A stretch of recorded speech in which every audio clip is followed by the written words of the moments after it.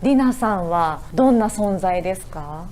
りなちゃんのおかげでな、もう心に灯火がついたようで楽しい。Pernah gak sih kamu dengar orang Jepang bilang orang Indonesia itu enak diajak kerja? Kalimatnya kelihatannya sederhana, tapi buat orang Jepang, ini bukan pujian yang sembarangan. Di budaya mereka, kerja itu bukan cuma soal hasil, tapi juga soal cara, sikap, dan kepercayaan. Jadi ketika banyak HR Jepang, atasan, bahkan rekan kerja di sana punya kesan positif terhadap orang Indonesia, itu bukan kebetulan. Padahal kalau kita jujur, kita bukan bangsa yang paling pintar di dunia. Bukan juga yang paling disiplin di atas kertas, bukan yang paling maju teknologinya. Tapi entah kenapa, kita bisa disukai. Nah, di video ini, kita bakal ngobrol santai tentang kenapa sifat orang Indonesia itu cocok dengan budaya Jepang, dilihat dari sudut pandang psikologi manusia, tanpa menyalahkan siapapun, tanpa merasa paling hebat, cuma pengen paham kenapa kita bisa nyambung dengan orang Jepang. Kalau harus diringkas ke satu kata, alasan utama orang Indonesia disukai orang Jepang itu adalah nyaman. Bukan wow, bukan luar biasa, tapi nyaman diajak kerja dan hidup bareng. Dan rasa nyaman itu muncul dari banyak hal kecil yang sering kita anggap sepele. Orang Indonesia itu secara umum hangat, senyum gampang keluar, nada bicaranya relatif lembut, dan gak kaku kalau diajak berinteraksi. Dalam psikologi sosial, manusia menilai orang lain dari dua dimensi utama, yaitu warmth atau kehangatan dan niat baik, lalu competence atau kemampuan dan kepintaran. Yang sering dilupakan, warmth hampir selalu dinilai lebih dulu daripada competence.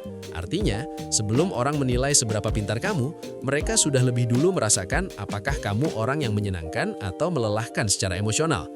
Orang Jepang hidup di sistem yang rapi, formal, dan penuh aturan.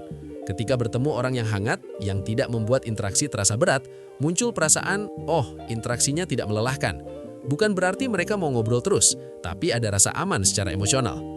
Selain itu, orang Indonesia punya kemampuan yang sering dianggap remeh, yaitu membaca situasi. Kita terbiasa hidup di lingkungan yang ramai, penuh perbedaan, dan banyak aturan tidak tertulis.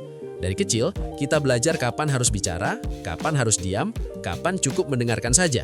Ini sangat cocok dengan budaya Jepang yang disebut high context culture, yaitu budaya di mana banyak hal tidak diucapkan secara langsung, tetapi diharapkan bisa dipahami.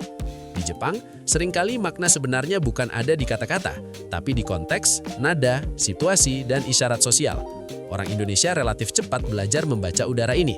Makanya, banyak orang Jepang merasa orang Indonesia itu cepat nyambung, cepat paham, dan tidak perlu dijelaskan secara frontal untuk hal-hal yang sensitif. Lalu kita masuk ke soal sikap terhadap atasan dan senior. Orang Indonesia cenderung tidak frontal. Kita pintar menahan kata-kata supaya tidak menyinggung, tidak menyakiti, atau setidaknya mencari jalan aman. Kita jarang langsung membantah, lebih memilih nurut sambil belajar. Dalam psikologi kepribadian, sifat ini dekat dengan agreeableness, yaitu kecenderungan untuk kooperatif, tidak suka konflik, dan lebih memikirkan hubungan jangka panjang dibanding kepuasan jangka pendek. Dalam sistem kerja Jepang yang hierarkis, sifat ini sangat pas. Karena bagi mereka yang utama bukan siapa yang paling pintar, tapi apakah tim bisa jalan dengan harmonis. Ego belakangan, tim dulu. Dan di sini, orang Indonesia relatif mudah menyesuaikan diri. Hal lain yang bikin orang Jepang nyaman adalah orang Indonesia relatif tidak gengsi soal proses.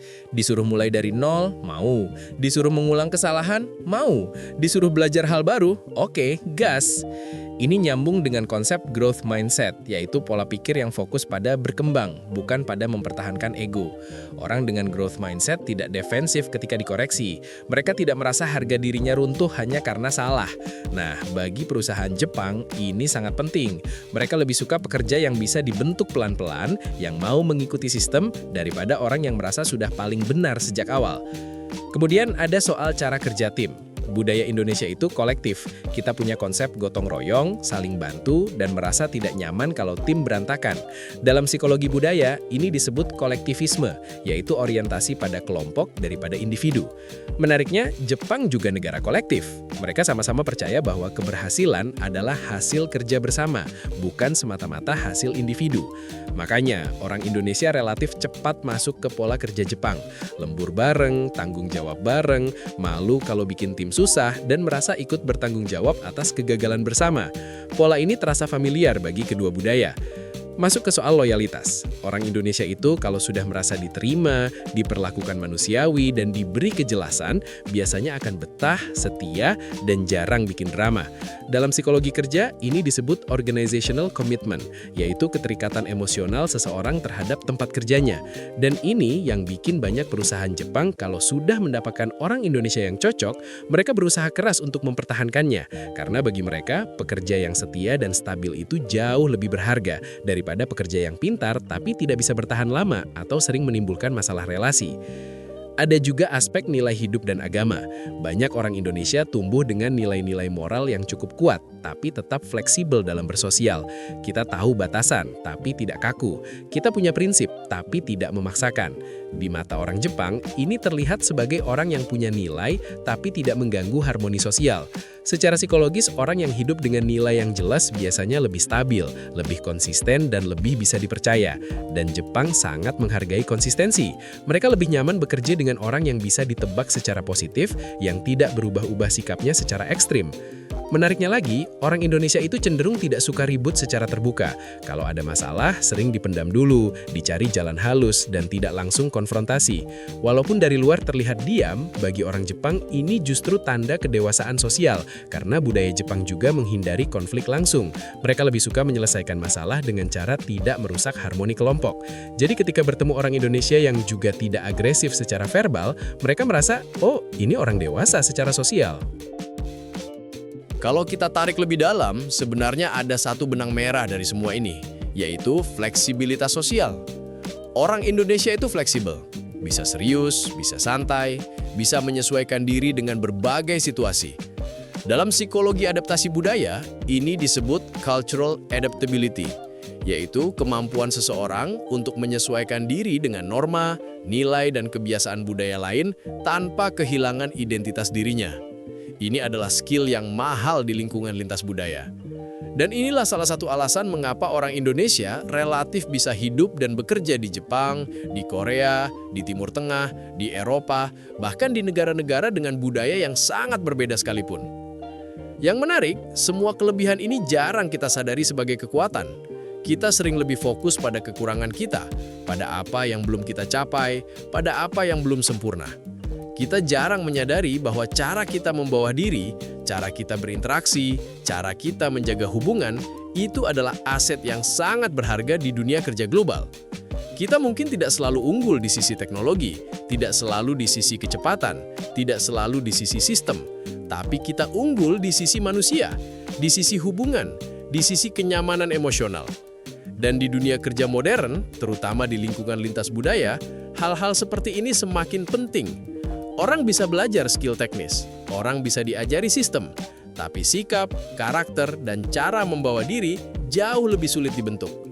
Makanya banyak perusahaan Jepang yang merasa orang Indonesia itu bukan cuma pekerja, tapi partner kerja yang bisa dipercaya. Bukan cuma bawahan, tapi bagian dari tim yang ingin dijaga. Jadi kalau kita rangkum semuanya, orang Indonesia disukai di Jepang bukan karena kita yang paling hebat, bukan karena kita yang paling pintar, bukan karena kita yang paling disiplin di atas kertas, tapi karena cara kita membawa diri itu cocok dengan cara hidup mereka. Kita ramah, kita peka, kita kooperatif, kita mau belajar, dan kita bisa kerja dalam tim.